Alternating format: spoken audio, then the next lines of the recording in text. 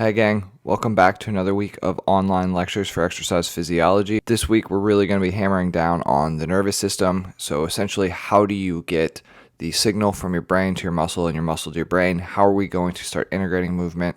And really, how are we going to start finessing some of the responses to the environment that we're going to actually have? Overall, the goal for the next couple of videos is going to go through a general, I don't know what I just said, general introduction, overview of why we actually need to be studying this crap. Then we're going to get into how the nervous system is organized, because in order to know the function, we need to know the organization or the specific parts. I think you guys can agree with me on that. Then going to get into sensory information. How is our body going to actually interact with the environment and send signals to the brain?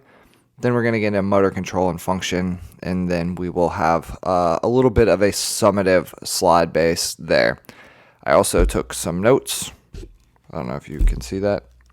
I gotta say, there's a couple big shout outs for students that are actually going above and beyond. Got Ben Nicholson, Carter Grant, Ashley Standish, Taylor Fowler, Jordan Stewart, as well as Emily Sherman. Each one of these students really seem to be killing these lectures and killing the content. So good job, guys. Keep it up. So I really also want to make sure that we talk about why are we skipping around? Why did we go from like chapter 3 to chapter 7 to chapter 5? And I think next week it's like chapter 9 or something like that.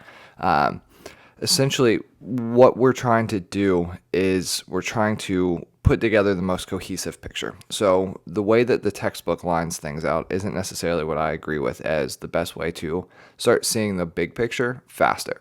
So essentially, what we talked about last week is, or a couple weeks ago, is energy is how we live, right? Everyone agrees if we don't have ATP, what happens? We die.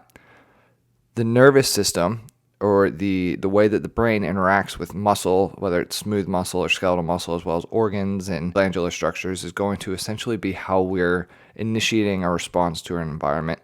And we need that energy to actually conduct the nervous impulses as well as respond to the stimuli in the environment. So go ahead and kick it on over to the next video where we're going to start getting into some of the nervous system structures.